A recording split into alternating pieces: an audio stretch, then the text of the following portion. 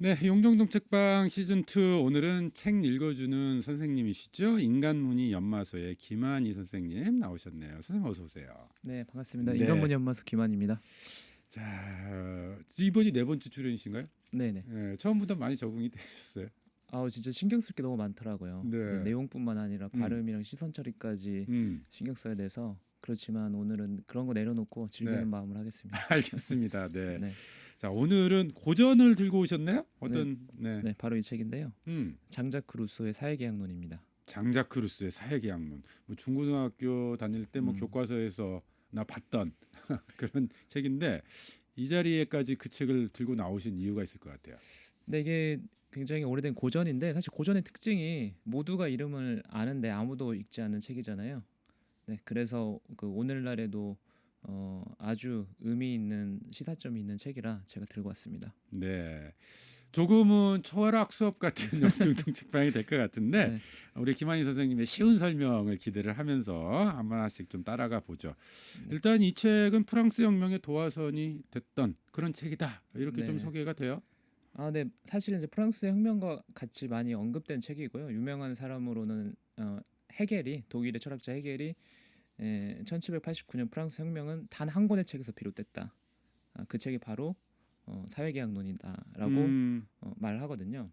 실제로 혁명 당시에도 사회계약론이 세인트 장자크의 바이블이다. 그러니까 이 음, 성인 장자크의 경전이라고 불리면서 사람들이 이렇게 들고 다니기도 했고요. 네.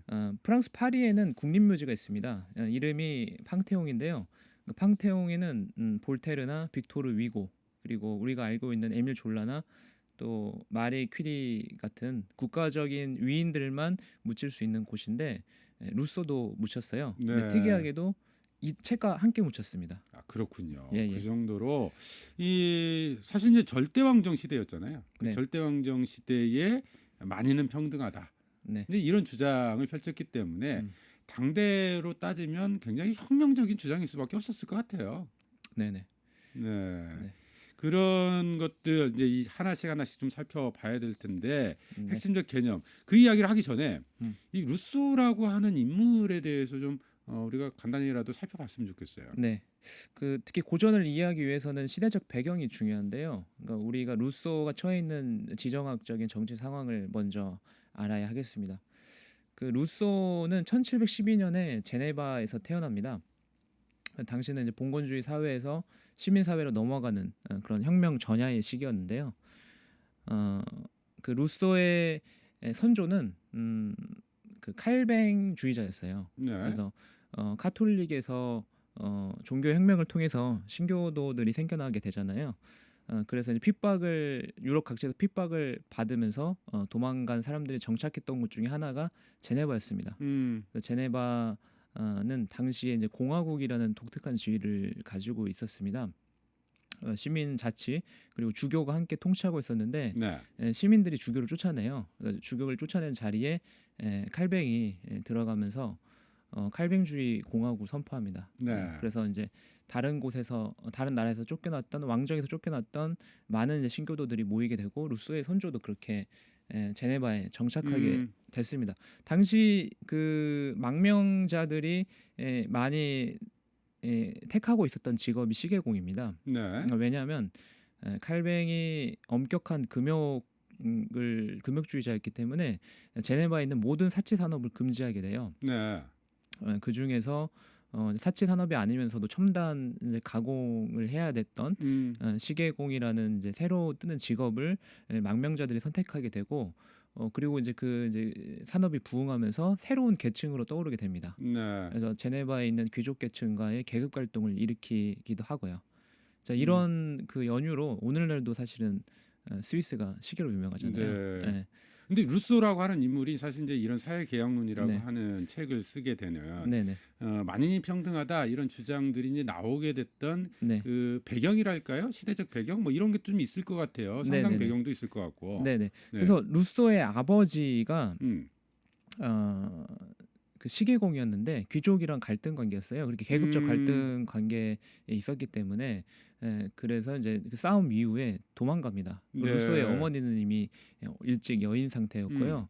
그래서 사실은 루소가 뭐 에미를 쓰면서 자기 자식을 버린 걸로 또 유명하지만 본인도 사실은 고아였어요. 어렸을 네. 적부터 사실상 고아. 네, 사실상 네. 고아였고 그래서 이제 그 제네바에서도 아버지로부터 버림받은 이후에는 장인 밑에서 일하게 되거든요. 근데 장인 밑에서 이제 그 혹독하게 이제 그 노동에 시달리다 어느 날 이제 성 밖으로 놀러 갔다가 제 시간에 못 들어와서 이제 매질이 무서워서 네. 도망가게 됩니다.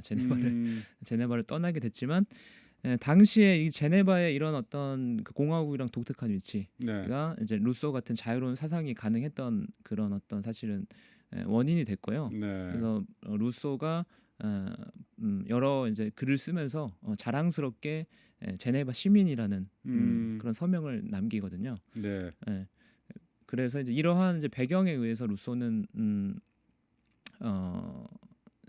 이런 혁명적인 사상을 만들어낼 수 있었고 네. 더군다나 이제 본인의 이제 신분에서 오는 여러 가지 계급 갈등적인 부분이 있었기 때문에 민중의 편에서 뭔가 해보려고 하는 그런 사상가였습니다. 루소에 대한 뭐 이야기를 하자면 한도 끝도 없을 것 같은데 네네. 일단 오늘은 사회개혁론을 중심으로 좀 이야기를 나눠봤으면 좋겠어요. 네네. 그 핵심적인 좀 그 이론들, 네네. 그 개념들에 대해서 좀 살펴봐야 될 텐데 네. 아무래도 혁명적 사상의 핵심은 일반의지라는 개념일 것 같습니다. 네, 일반 의지가 굉장히 중요한 개념이고 또 이 책에서 주요하게 언급되는 개념입니다. 이제 영어로 보자면 제너럴 윌이라고 번역되는 그런 단어인데요. 네. 사실 제가 이제 저번 시간에 그 홉스에 대해서도 잠깐 언급드렸잖아요.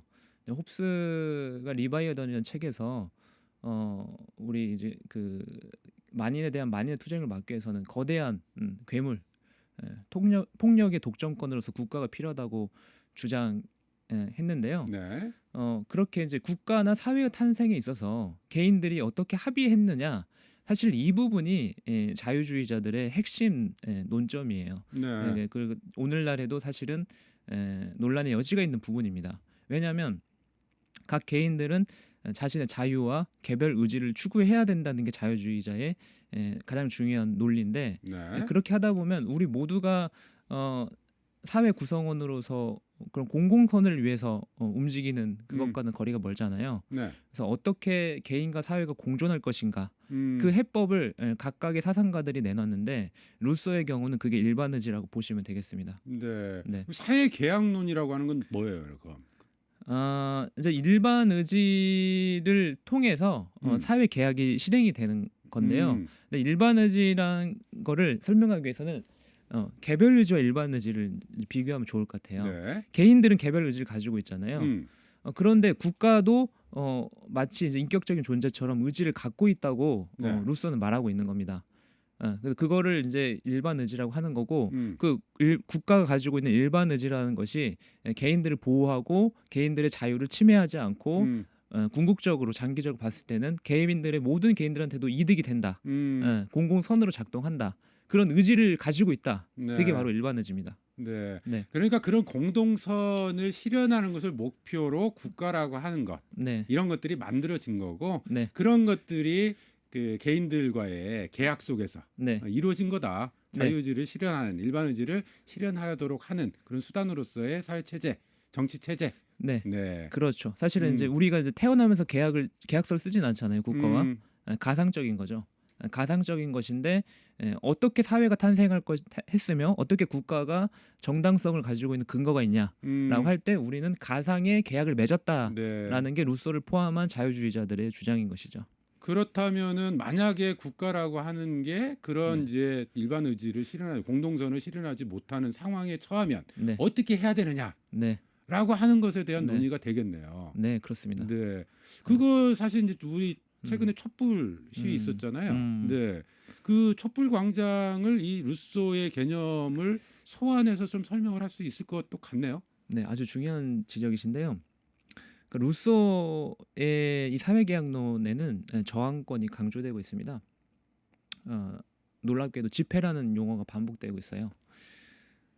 왜냐하면 그 정부가 국민의 주권을 대행하잖아요. 네. 누군가는 이런 어떤 개인의 힘을 모아가지고 공적인 힘으로 집행해야 되는데 그 집행이 사실은 일반 의지를 반영해야 되는데 일반 의지라고 해놓고는 권력자 몇 명의 이해관계만을 반영할 수 있잖아요. 네. 근데 그럴 때 루소는 국민들이 집회를 해야 된다. 집회를 통해서 당신들은 시민들의 힘의 대행자일 뿐이다. 네. 대리인일 뿐인데 잘못 우리의 의지를 발현하고 있다.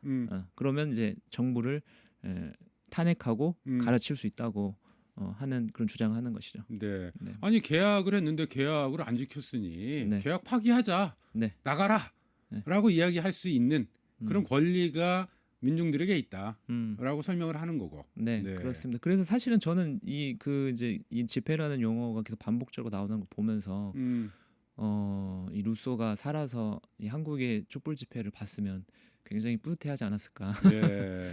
네. 근데 한 가지 이제 그 드는 고민 가운데 하나는 자 그렇게 불의한 정권은 계약을 해지했어요. 몰아냈어. 근데 그럼 그 다음에 어떤 사회를 만들어 갈 거냐. 결국 공동선이라고 할 텐데. 근데 사실은 개인마다 자기가 지향하는 목표라든지 이런 것들이 다 요구나 이런 것들이 다 다를 수 있잖아요. 이런 것들을 좀 어떻게 하나로 모을 것인가. 사실 그걸 둘러싸고도 사회가 다시 혼란에 또 빠지기도 하지 않습니까? 네네. 또 뭐 어떻게 해야 되는 겁니까? 사실 루소가 그렇다면 공동선이 무엇이냐, 어떻게 우리가 공동선을 같이 합의할 것이냐에 대해서 시원하게 말하고 있지는 않습니다. 그래서 우리의 지금 당장의 현실에 빠른 해답을 제시하고 있지는 않고요. 대신 루소는 그 정부를 견제해야 한다는 이야기를 반복하고 있습니다. 그런데 여기서 말한 정부는 오늘날 우리가 생각하는 행정부만은 아니에요. 행정부와 그리고 국회의원들이 독점하고 있는 입법부, 네. 그리고 판사와 검사들이 독점하고 있는 사법부를 포함해서 시민의 일반 의지를 대변하는 혹은 대리하는 모든 기관을 일컫는 것입니다.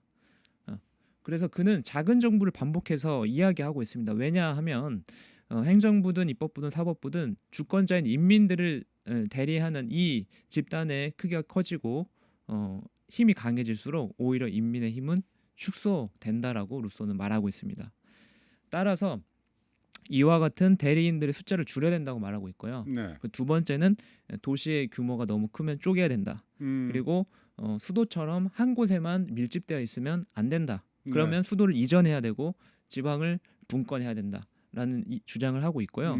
사실은 오늘날은 이제 지방 소멸이라는 현상이 이미 당면한 과제로 다가오고 있잖아요. 네. 벌써 당시에 이런 지방 분권에 대한 이야기를 하고 있어서 놀라운 부분이었습니다.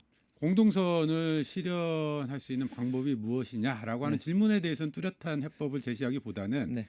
가능하면 그리고 네. 국가라든지 네. 통제 집단 네. 이 시스템 자체는 적을수록 좋다. 분산될수록 좋다. 네. 공동선을 구현하는 현실적인 체제가 바로 그런 어떤 그 입법부, 사법부, 행정부일 텐데 그들이 사실 공동선을 발현 못할 수가 있잖아요. 네. 네. 그럴 때 어떻게 하면 그것을 방지할 것인가에 대해서 고민했다고 생각하시면 되겠습니다. 네. 네.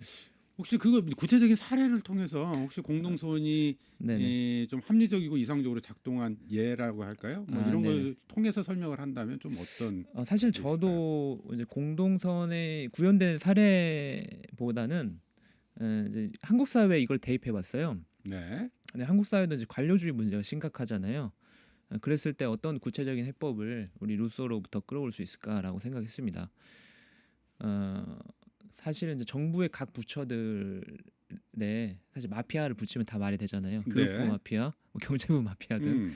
그러니까 각 분야별로 고위 공무원들이 자신의 이해관계를 강력하게 유지하고 있는 곳이 한국이거든요. 사실 대통령이 바뀌어도 국회의원이 바뀌어도 절대 바뀌지 않습니다. 네, 이러한 시스템은 일본으로부터 따옵니다. 우리 독재 정권이 일본의 엘리트 관료주의 사회를 본따게 되거든요. 그래서 소위 이제 이러한 시스템을 0.9%가 이렇게 영구히 지배하는 체제라고 하는데 네.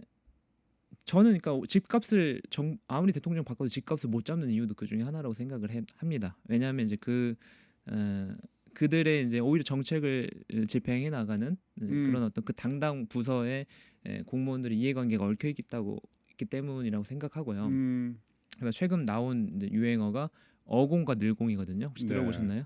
어공과 늘공 어쩌다가 공무원. 네네. 네. 늘상 공무원. 음. 근데 대립으로 보수 언론 중심으로 이제 자주 언급하고 있는데 저는 사실 이 구도가 썩 마음에 들지는 않습니다. 왜냐하면 이런 구도는 정규직과 비정규직의 대립이라는 노동자들의 분열을 노리는 이제 보수적 구도이기 때문에 저는 이렇게 나누고 싶지는 않고 그 6급 이상의 관리자급 공무원과 그다음에 이제 실무 현장에서 직접 움직이는 말단 공무원들의 대립 구도로 보고 싶어요.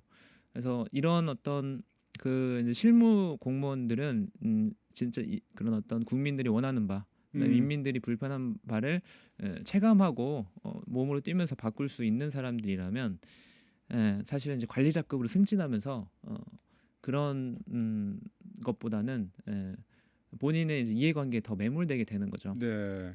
그래서 저는 공무원 승진제를 개편해서 6급 이상은 임기 보직제로 1, 2년만 하고 다시 이제 말단으로 내려온다든지 아니면 이제 루소가 제안하듯이 무작위 시민 선출제를 도입하면 어떨까 싶습니다. 네. 그게 꼭 이제 행정부뿐만 아니라 입법부, 사법부를 다 포괄해서 말씀드린 거거든요. 판사나 검사를 포함해서 그 인민들을 대변한 이 집단이 인민 전체보다 자기 집단의 이해관계를 공고히 하지 못하도록 하는 것이 네. 공공성과 일반의지를 발휘하는 해법이라고 생각합니다. 관료 사회의 문제점들을 좀 지적을 해주신 것 같아요. 네. 관료제라고 하는 것 자체가 사실은 시민들의 이해를 대변하기보다는 자신들의 이해관계를 대변하는 그런 조직으로 변질을 되어 나가는 거고 결국 그것을 궁극적으로 해결할 수 있는 방법은 지금의 좀 공고화되어 있는 그 지금 뭐 채용 방식이라든지 이런 것 자체가 바뀌어야 되는 거 아니냐 좀 이런 지적들을 하신 것 같네요.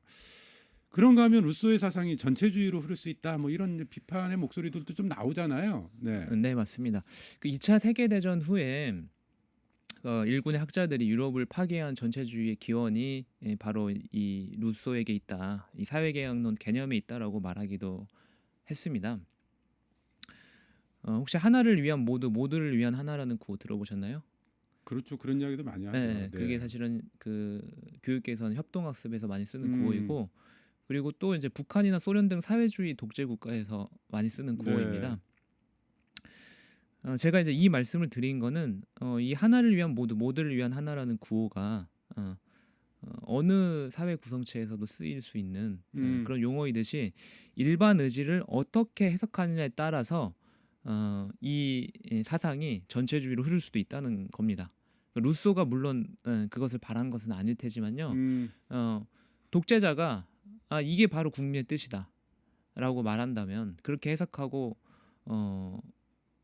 흐른다면 역사적인 비극으로 흐를 가능성도 충분히 있는 것이죠. 근데 저는 이제 루소가 이 책에서 말하는 이제 사회 계약론의 개념이 어떤 이상적인 어떤 모습들 혹은 현실적인 대안을 제시하는 건 아니라고 생각합니다. 루소의 전체적인 어떤 사상을 틀을 보면 오히려 루소는 꾸준히 정치의 불가능성에 대해서 이야기하고 있거든요. 그리고 결국에는 필연적으로 종말할 수밖에 없다라는 그런 주장을 하고 있습니다. 근데 그 파멸을 막을 수 있는 방편, 어떻게 보면 임시 방편이죠. 그리고 지연책을 어떻게 찾을 것인가 그런 사실은 고통스러운 고뇌의 결과가 이 책인 것이고요. 그래서 후기로 갈수록 사실 루소는 사회 참여, 적극적인 사회 참여에서 고립적인 자연주의로 변하게 됩니다. 네. 아니 루소가 말씀하신 뭐 자연으로 돌아가라 이 말도 유명하잖아요. 네네. 이건 좀 어떻게 나온 이야기고 어떤 의미예요? 네네.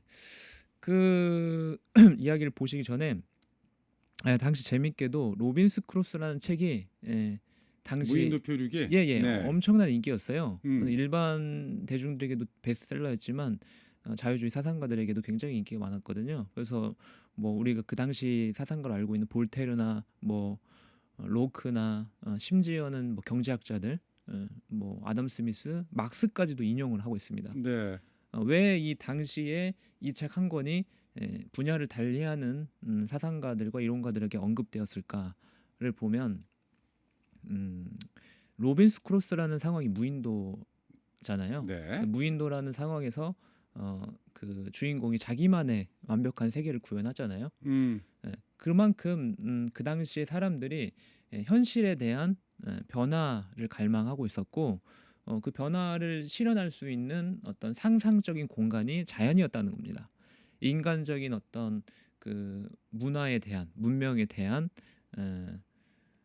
후회 그리고 거기에 대한 비판 의식이 자연으로 가서 인간의 문명이 오염돼 있지 않은 그 공간에서 자신의 이상향을 펼치고 싶다라는 그 염원의 표현이 이 자연으로 돌아가자라는 그 구호에 녹아 있다고 생각합니다. 네, 네. 진정한 인간다움 이 네. 부분에 대한 성찰 고민 속에서 나온 이야기네요. 네네. 네. 그래서 그거는 이제 말씀하신 대로 이제 그런 진정한 인문학 정신일 수도 있고요. 잘못되면 사실은 현실에 대해서 실망한 그 감정에서 온 반동으로 볼 수도 있습니다. 사람은 사실은 항상 현실이 실망스러우면 과거로 돌아가려고 하는 그런 마음도 있잖아요. 노스텔지어를 쫓아서. 예. 그렇게 볼 수도 조심스럽게 좀 비판적으로 볼 필요도 있다고 저는 생각합니다. 네. 이 루소의 성장 배경을 통해서 또 함께 이해할 수도 있을 것 같아요. 워낙 이제 네. 부모로부터 어떤 보호를 받지 못하고 방임된 상태에서 성장해 오던 루소가 이 방임 상태에서도 사실은 이 지금 루소라고 하는 그런 인물들이 형성되는 이런 과정들을 좀 지켜본 거잖아요. 보면서 오히려 그런 상태가 더 바람직하지 않느냐, 인위적인 사회적 개입 이런 것들이 인간의 본성으로부터 벗어나게 만드는 거 아니냐, 네. 이런 뭐 고민들도 좀 함께 들어있는 그런 말이 아닐까 뭐 이런 생각도 드는데, 자 어쨌든 포스트 코로나 시대에 우리가 루소에 대해서 우리가 다시 주목해야 되는 이유, 고민해야 되는 이유 또 다시 한번 좀 짧게 정리를 하신다면 좀 어떤 게 있을까요? 네, 루소의 이 책이야말로 개인과 사회가 어떻게 공존할 것인가에 대한 풀기 어려운 그 질문을 하고 있다고 느껴집니다. 일단 전 세계적으로 코로나 이후에 개인의 자유와 그리고 사회의 통합에 대해서 고민하는 사람들이 늘었잖아요. 그래서 당시에 사회의 급격한 사회 변환기에 놓여 있었던 루소의 과제와 오늘날 우리의 과제가 일치한다고 보여집니다. 그래서 그런 고민을 하시는 분들에게 저는 이 책을 추천하고 싶습니다. 알겠습니다. 자 오늘의 한 문장. 네. 여러분은 자유보다 이윤에 더 신경 쓴다. 여러분은 노예 상태보다 가난을 훨씬 더 두려워한다. 현대 인민은 여러분은 노예를 두고 있지 않지만 여러분 자신이 노예다. 현대 인민들은 자신은 자유롭다고 믿으면서 항상 대표자를 두고 노예로 전락한다. 인민에게 대표자가 있다면 그 즉시 인민은 더 이상 자유롭지 않다. 따라서 인민은 더 이상 존재하지 않는다. 네, 용정동 책방 오늘은 루소의 사회계약론 읽어봤는데 우리 김한희 선생님과는 앞으로도 계속 이런 철학책 읽기 좀 진행해봐도 좋을 것 같아요. 네. 오늘 나와주셔서 고맙습니다. 네, 감사합니다. 네, 인간문의 연마소의 김한희 선생님이었고요. 이 포르테 디 콰트로가 부르는 비바라 비다 끝곡으로 띄워드리면서 인사드립니다. 여러분 고맙습니다.